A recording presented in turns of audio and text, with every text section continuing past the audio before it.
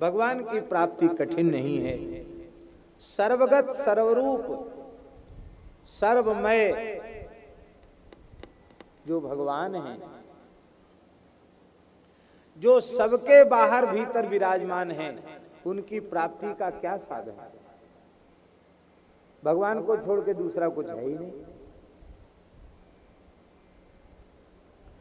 तब ये साधन किस लिए हैं? ये सारे साधन शरीर संसार की विस्मृति के लिए। चाहे तो ज्ञान पूर्वक शरीर संसार की विस्मृति हो जाए, अथवा भगवत प्रेम के उदय होने से शरीर संसार की विस्मृति हो जाए। बस शरीर संसार की विस्मृति होते ही भगवान की प्राप्ति हो जाए। हमारे महाराज जी के निकट एक संत रहते थे, श्री हरिराम बाबा, बहुत अच्छे महात्मा थे।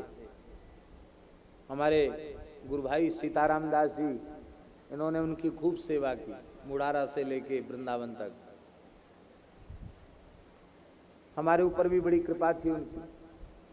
तो हमारे महाराज जी कहते थे कि इनको अनेकों बार भगवत साक्षात्कार हुआ, ऐसे महात्मा।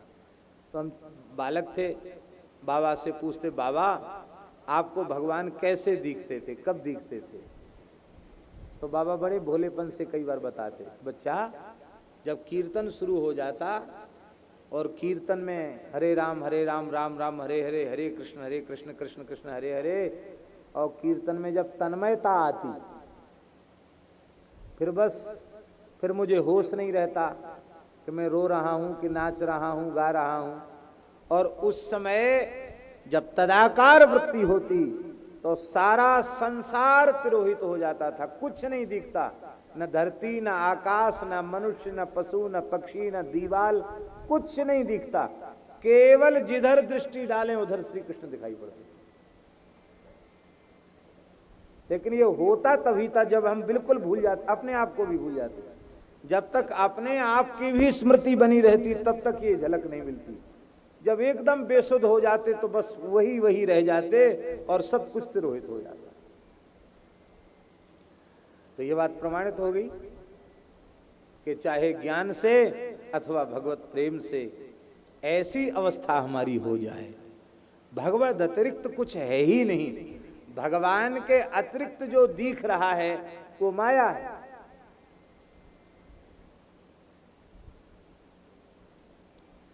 भगवान के अतिरिक्त जो दिख रहा है